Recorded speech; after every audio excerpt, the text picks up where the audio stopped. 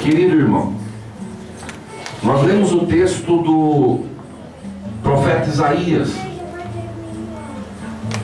Quando o profeta Isaías ele começa a falar o que aconteceu com ele nessa visão, ele dá uma referência no ano em que morreu o rei Urias.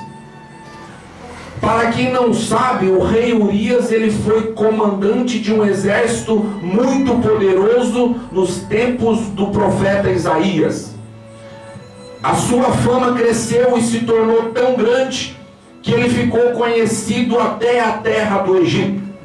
Ele era um homem muito sábio na arte de construir poderosas armas, como o enorme braço de madeira que arremessava pedras grandiosas e a outra arma que atirava lanças. Mas ele morreu acometido de lepra.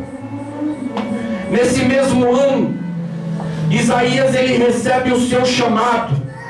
Nessa época, os israelitas, a situação de Israel era o seguinte: os israelitas eles continuavam frequentando o templo, continuavam trazendo suas ofertas e fazendo os seus sacrifícios a Deus. Tudo que era ritual ordenado por Deus referente ao templo, eles continuavam a fazer. Mas eles também eram as mesmas pessoas que frequentavam o templo, mas quando estavam fora do templo, andavam de nariz erguido. Eles também eram os mesmos que não estendia a mão aos órfãos, eram também os mesmos que abandonavam as suas viúvas e que deixavam de lado os seus idosos. Então foi necessário Deus chamar o profeta Isaías. Então ele aparece ao profeta Isaías em visão e ele chama o profeta Isaías para uma poderosa obra que ele iria começar em Israel. Eu acredito que Deus ele tem uma poderosa obra a realizar aqui nessa noite. Naquela época em Israel, as pessoas que frequentavam o culto, eles usavam o culto para mascarar a injustiça que cometiam no seu dia a dia. Então Deus vem até Isaías e se revela a Isaías em visão. Isaías já era um profeta, mas ele ainda não tinha tido a revelação de Deus. Isaías, ele recebe uma visão, e nessa visão ele contempla o templo. Para você que não sabe como era o templo era o lugar aonde se apresentava sacrifícios de animais pela culpa do pecado e para que Deus viesse a perdoar o pecado do povo. Então eles traziam a oferta no templo, o sacerdote orava e Deus perdoava o pecado do povo. O templo servia para trazer sacrifícios a Deus. O templo literalmente ele foi construído da seguinte forma: existia um pátio, e entre o pátio existia um salão grande dividido em duas partes. Entre o pátio e a entrada do salão tinha um altar. Naquele altar se apresentava o sacrifício. Na primeira entrada do templo era um lugar que chamava o lugar santo. Ali no lugar santo só podia entrar o sacerdote. Do templo para fora era aberto ao público, aos israelitas que vinham apresentar sacrifício no altar a Deus. No lugar santo entravam os sacerdotes.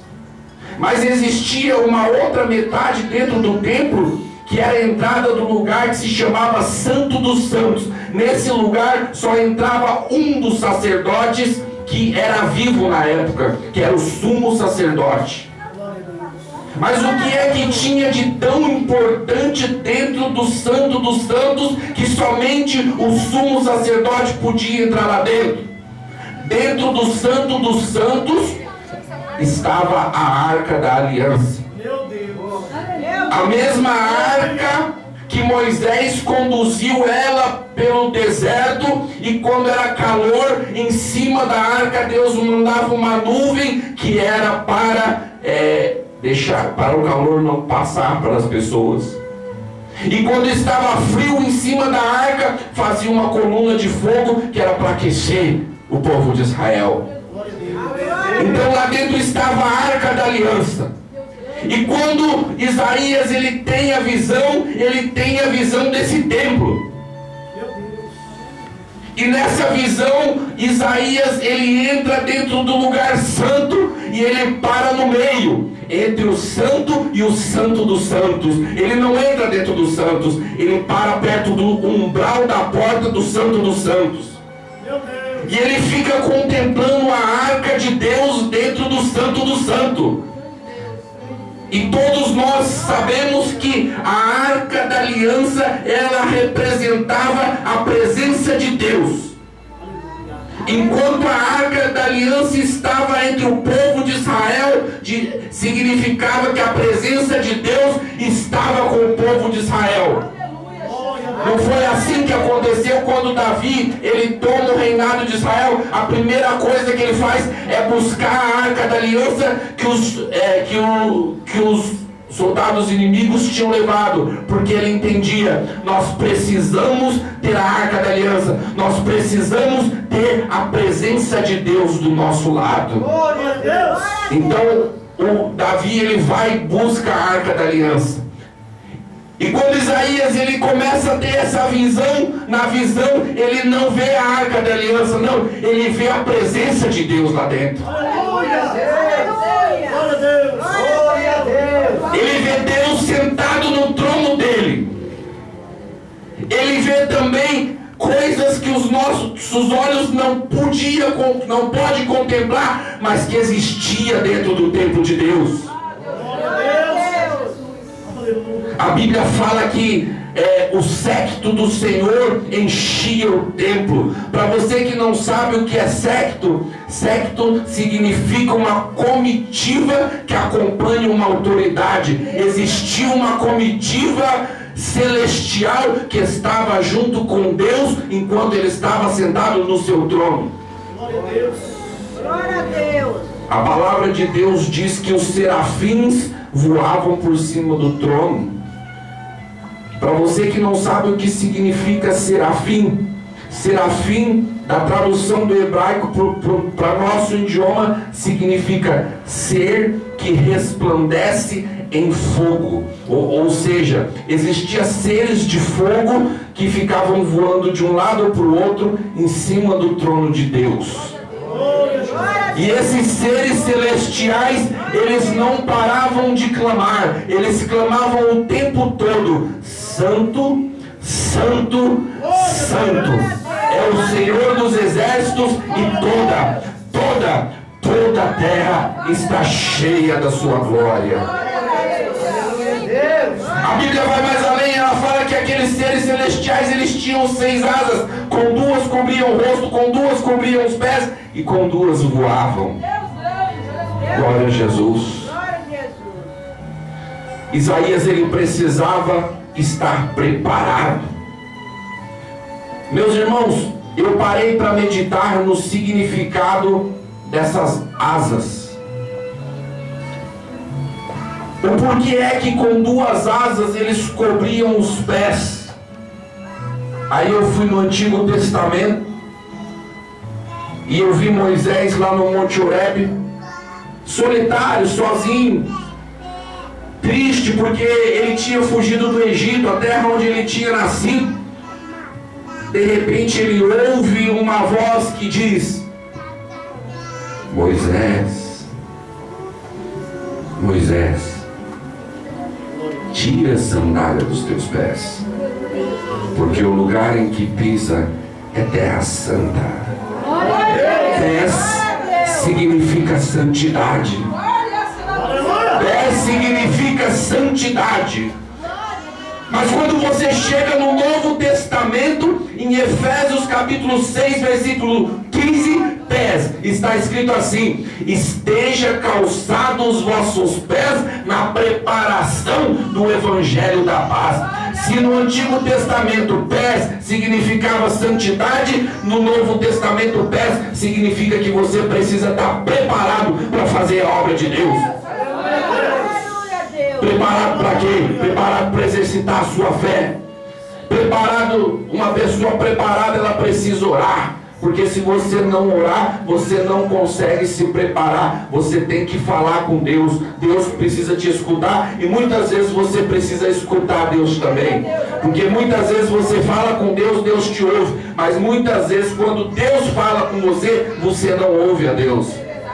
Muitas vezes você quer ouvir uma palavra, mas muitas vezes Deus fala pelas Escrituras. Deus por muitas vezes falou por profecia, mas as palavras mais fortes que Deus falou foi por escrita. Vai no Velho Testamento e você vai ver Deus escrevendo com o próprio dedo dele na tábua da aliança. As maiores profecias de Deus são profecias escritas. E você tem uma na sua mão. Então creia que essa Bíblia que você carrega é a palavra de Deus. E que Deus, Ele pode falar com você através dessa palavra. Aleluia! Aleluia, Deus! Glória a Jesus!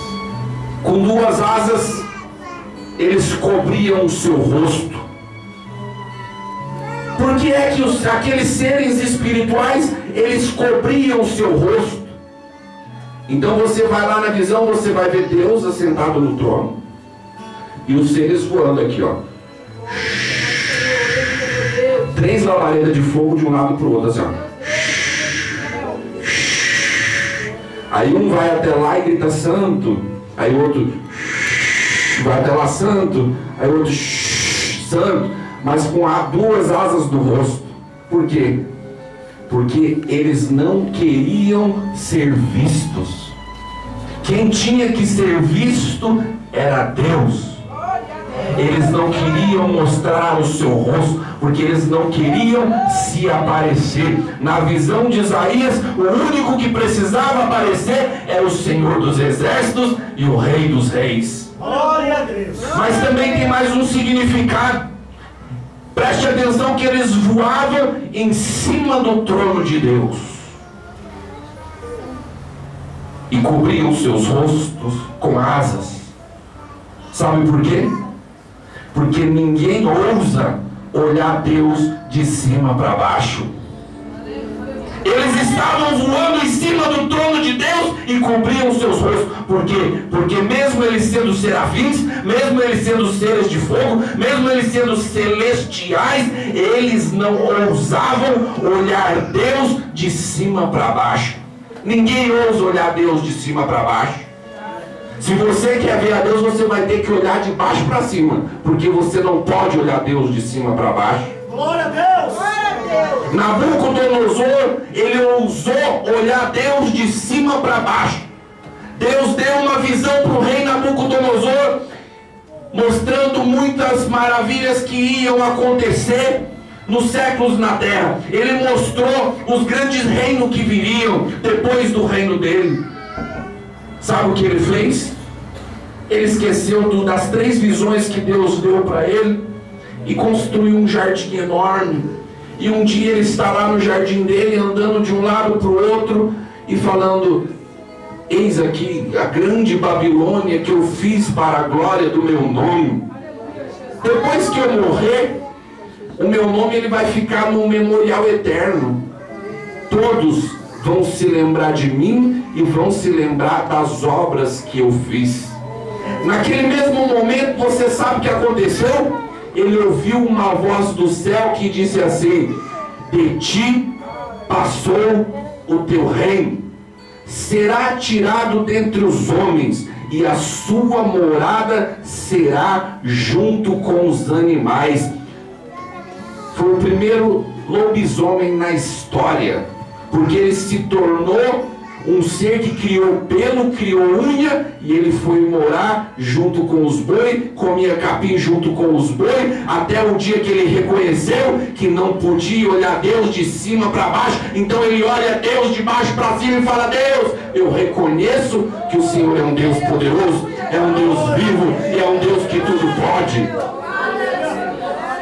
Herodes ousou olhar Deus de cima para baixo, porque ele se achava muito poderoso, ele se achava muito importante e não quis dar glória a Deus.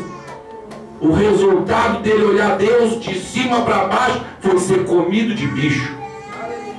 Mas ainda tem um que foi pior. Um que estava num jardim, andando sobre pedras afogueadas. Glória a Deus. Aleluia! No lugar onde o jaspe, o ouro, o topázio, o diamante, eram as pedras que ele caminhava. Então ele olha para cima e fala: eu subirei mais alto do que as nuvens, e lá no Santo Monte eu vou colocar o meu trono do lado do Altíssimo, e eu vou ser semelhante a Ele. Ele pensava em pôr do lado, porque era impossível pôr acima, não tem como pôr um trono acima de Deus. Ele falou: vou colocar o meu trono do lado dele, vou ser semelhante a Ele. Ele olhou Deus, tentou olhar Deus de cima para baixo. O resultado disso, hoje ele é conhecido como Satanás. E se você não tomar cuidado, ele vai te perseguir todo dia até o dia em que você morrer. Quantos creem nisso? Levanta a mão e glorifica o nome do Senhor Jesus. Quantos creem que Deus está aqui, vai glorificando o nome do Senhor Jesus, porque Ele está vivo, Ele está neste lugar aqui nesta noite. Glória a Deus. Com duas asas eles voavam. As asas significam esperança. No livro de Isaías, no capítulo 40 e no versículo 31, mas os que esperam, olha a esperança aí, no Senhor, renovarão as suas forças, subirão com asas como de águia, correrão e não se cansarão, caminharão e não se fadigarão. Ainda em Salmo 125, primeiro: os que confiam no Senhor serão como o monte de Sião, que não se abala, mas permanece para sempre. Ainda no livro de Isaías, no versículo 4, ele diz assim: tornarão atrás e confundir-se-ão e se envergonharão os que não confiam no Senhor. Ainda em Salmos 42, versículo 17, está escrito assim: alguns confiam em imagem de escultura e dizem a essas imagens de fundição: vós sois o meu Deus. Ainda em Salmos 27 diz assim: uns confiam em carros e os outros em cavalo, mas nós faremos menção do nome do nosso Deus. Em Salmo 125, primeiro diz assim: os que confiam no Senhor serão como os montes de Sião, que não se abalam, mas permanece para sempre. Quantos têm confiado no Senhor? Vai levantando a sua mão, glorificando o nome dEle, porque Deus, Ele crê que você confia no nome dEle. Vai confiando no nome do Senhor, porque Ele está aqui nesta noite. Ainda dentro dessa visão, ainda dentro da visão de Isaías, começa a acontecer um movimento na visão. Começa a acontecer algo extraordinário dentro da visão.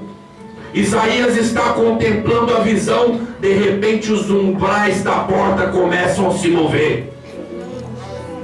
Uma fumaça começa a invadir o templo. Um serafim vai até o altar, porque o serafim entende que aonde tem fumaça tem fogo. Então ele vai até onde tem fogo. Você sabe que serafim significa ser que resplandece em fogo. E fogo procura fogo. E quem é do meio do fogo quer dar fogo para os outros também. Então, um dos serafins que resplandeciam em fogo, ele põe na boca de Isaías uma brasa viva que ele tira do altar. Agora a boca de Isaías está pegando fogo. Isaías está querendo falar. Ai da nação onde o profeta abria a sua boca, porque depois desta visão, depois do serafim colocar fogo dentro da boca do profeta, tudo que o profeta falar vai se cumprir, porque tem a aprovação de Deus, tem a aprovação de fogo na boca do profeta. Quando o profeta tem fogo na boca, tudo que ele fala cumpre. Então pode pedir, você que gosta de pregar a palavra de Deus, você que gosta de falar de Deus, pode pedir para Deus colocar fogo dentro da sua boca, porque se Deus colocar fogo dentro da sua boca e a sua boca estiver cheia de fogo, o que você falar, Deus vai cumprir. O que você vai falar, Deus vai concretizar, porque Deus vai colocar uma brasa de fogo na tua boca. Receba fogo aí, receba fogo de Deus aí, receba o fogo do Espírito aí. Deus, Ele quer encher o seu coração com fogo, com brasa viva nesta noite. O fogo é poderoso. O leão, ele pode não te respeitar, mas ele respeita o fogo. O fogo, ele se alastra, ele tem um poder tremendo. O fogo queima, o fogo consome, o fogo ele arde, o fogo clareia, o fogo ilumina, o fogo aquece nos dias de frio. Se a tua vida espiritual está uma frieza nessa noite, o espírito de fogo ele tem poder para aquecer você. Ele tem poder para quebrar esse gelo. Você não vai mais ficar tremendo dentro do culto, não. Você vai começar a pular, porque você vai sentir fogo no seu pé. Você não vai conseguir parado. Você vai receber fogo do Espírito. O fogo do Espírito vai te aquecer e você vai começar a sentir a presença de Deus. Você que não sentiu a presença de Deus ainda, o fogo do Espírito, ele quer te envolver nessa noite e ele vai fazer você sentir o poder dele. O fogo vai te iluminar, porque o fogo clareia. Tem muitas pessoas que precisam ser clareadas por esse fogo, e Deus quer clarear você aqui nessa noite. Mas não brinca muito com o fogo não, porque o fogo ele pode matar, ele queima também. Quem já ouviu que o fogo emite um som? O fogo ele urra, está fritando tudo que tem em volta. O fogo é um elemento que ele é presente tanto no nosso mundo físico, como ele também é presente no mundo espiritual. Satanás pode até não te respeitar, Satanás pode até zombar de você. Eu quero ver ele zombar do fogo, eu quero ver ele desrespeitar o fogo que vive no lado espiritual. O fogo, eu quero ver Satanás ele brincar com o fogo de Deus. Eu quero ver Satanás desrespeitar o fogo de Deus.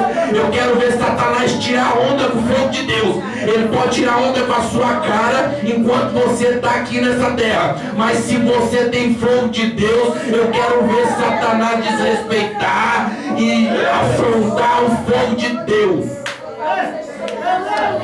Crente espiritual tem fogo de Deus na vida. Glória a Deus.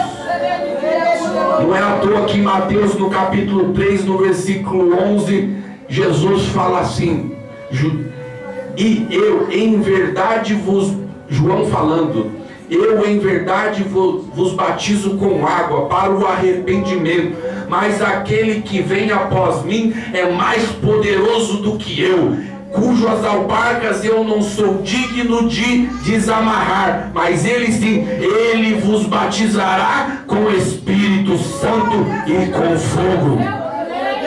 Quantos creem nesse fogo? Levanta a mão e glorifica o nome do Senhor. Levanta bem alto e glorifica o nome do Senhor. Glória a Jesus. Oh, aleluia. Por que será que eu estou sentindo um fogo aqui nessa noite? Por que será que eu estou sentindo um calor aqui nessa noite? Será que todo altar tem fogo? Foi no altar que o serafim foi buscar fogo. Será que no altar de Deus aqui tem fogo aqui nessa noite? Então eu vou te fazer outra pergunta. Você não tem medo desse fogo? Não? Você não tem medo do fogo de Deus? Não? Então receba o fogo de Deus na sua vida. É só para quem não tem medo do fogo de Deus. Porque se você tiver medo do fogo de Deus, tá lascado. Porque aqui tu vai receber fogo. Aqui você vai comer fogo. Aqui Deus vai colocar fogo na sua boca. Quando você sair daqui, você começar a falar, vai sair uma labareda de fogo da sua boca. É só para quem acredita que Deus tem esse poder. Agora, se você tem medo do fogo, esse lugar não é lugar para você. Porque se você ficar aqui, esse lugar pode queimar você. Ele pode aquecer você. Eu imagino quando você chegar lá na sua casa pegando fogo. O resultado dessa experiência. O seu marido, o seu filho, a pessoa que está lá dentro da sua casa, ela pode até não ver o fogo que está em você, mas ela vai sentir que tem algo diferente. E se essa pessoa que olhar para você, ela estiver possuída de algum espírito maligno, o espírito maligno, ele vai reconhecer o fogo. Ele vai reconhecer o poder de Deus na sua vida. Ele conhece o fogo e ele teme o fogo. Aleluia. No momento que você estiver indo embora desse culto, você vai perceber que vai ter pessoas que não vão conseguir nem olhar na sua cara. Não vão conseguir nem olhar dentro dos seus olhos. Mas não é ela que não vai conseguir, é o espírito que está dentro dela que não vai conseguir olhar para você. Você vai perceber que muitas pessoas vão olhar para você e vão atravessar a rua. Não é porque elas não querem passar perto de você, é porque o espírito que anda com elas não vai querer passar do mesmo lado da rua onde você vai estar passando. Porque você vai ter fogo de Deus na sua vida. Você está recebendo fogo aqui nessa noite. Labareda de fogo. Presença de Deus. Lugar santo. Tira a sandália dos teus pés, porque o lugar onde você pisa é terra santa. Lugar onde tem fogo. Lugar onde a presença de Deus, ela se manifesta. O fogo de Deus, o Espírito Santo, ele é tão poderoso que no livro de Apocalipse, Jesus escreve assim, e a anjo da igreja que está em Sardes escreve isso, diz: o que tem os 7 Espíritos de Deus e as 7 estrelas, eu conheço as tuas obras, que tem nomes de que vives, mas está morto. Sê vigilante e confirma os restantes que estavam para morrer, porque eu não achei as tuas obras perfeitas diante de mim. Cristo, ele se apresenta àquela igreja como aquele que tem os 7 Espíritos de Deus. E ele fala que aquela igreja tinha morrido porque deixou apagar a labareda, deixou apagar o fogo de Deus que havia na vida daquela igreja.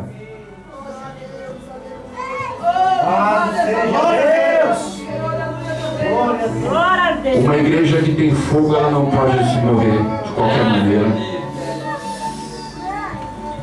Conta, meus irmãos, conta. Talvez você já tenha ouvido falar de uma igreja que tinha fogo e o fogo apagou. Aquela igreja afundou que nem um Titanic. Parece que tinha batido no iceberg de gelo. E ninguém mais sabia o que resolver ali, porque não acontecia mais nada naquele lugar. Glória a Deus. Então o pastor geral falou: vamos mandar aquele irmãozinho lá que ele ressuscita até. Aquele irmão é uma benção. Onde ele chega, Deus faz uma obra e ressuscita. Então eles mandam o irmão para lá. O irmão chega na igreja e ele sente até um arrepio de tão frio que estava o negócio ali. Meu Deus. E ele começa a orar: mas meu Deus, o que eu vou fazer agora, hein? Me dá uma orientação, me dá uma luz divina. Então um dia ele está orando de madrugada, veio a luz. Compra um caixão. Eles não morreram? Compra um caixão. Eu falo: Deus, mas eu vou comprar um caixão? Não sou assim tão maluco, Deus. Deus falou: compra.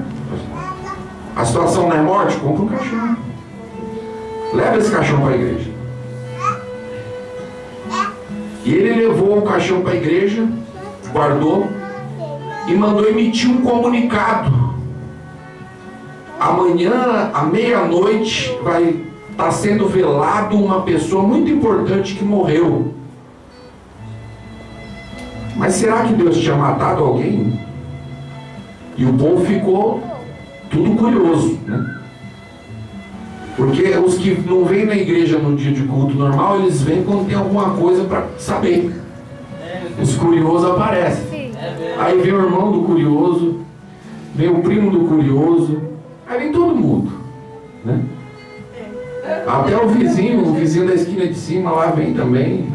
É morte, eu tô lá para ver o que aconteceu. Eu quero ver se não é aquele rapaz que morreu. Se for ele que morreu, eu vou até dar um glória. Tem pessoa que é assim. Glória a Deus. E entrou para dentro da igreja e o pastor foi acumulando gente. Ele fechou a porta e falou: agora é o seguinte, abre a tampa do caixão. Abriu a tampa do caixão, bateu um silêncio dentro da igreja. Um ficava olhando de um lado para o outro. O diácono Francisco não é, porque ele está ali, eu estou vendo ele. O pastor Amarildo também não é, ele está ali, ó. A irmã Ana também não é. Olha ela ali, ó, dando um sorriso ali, ó. Meu Deus. Tá certo que falta um dedo, mas ela tá rindo. Então não é ela. Aí ele começou: você, vem aqui. Pode ver o... Eu vou chamar um de cada vez. E ele chegou, olhou espantado pro pastor, falou: olha de novo. Ele olhou, saiu espantado, sentou lá, ficou pensativo. Veio outro. Quando todo mundo tinha visto, aí veio a revelação que o pastor dentro do caixão tinha colocado um espelho. Então quando a pessoa olhava para dentro do caixão, via o rosto dela mesmo. Aí ele falou: essa é a pessoa importante que morreu. Mas calma aí que Deus vai dar uma solução. Aí ele abre no livro de Ezequiel 37, porta fechada, vale de osso seco. Então ele começa, junta osso com osso, pele com pele, carne com carne, estralar osso, e daqui a pouco vem o fôlego de vida, e daqui a pouco começa a surgir um estralo no meio da igreja, uma irmã da glória, outro irmão começa a glorificar o nome do Senhor, e daqui a pouco a igreja começa a pegar fogo. Os irmãos falam assim: eu não quero ser aquele rapaz que estava dentro do caixão, não. Ele é muito bonito para estar lá, eu prefiro ele vivo. Então ele começou a dar glória, e a igreja recebeu o poder de Deus e foi renovada naquela noite.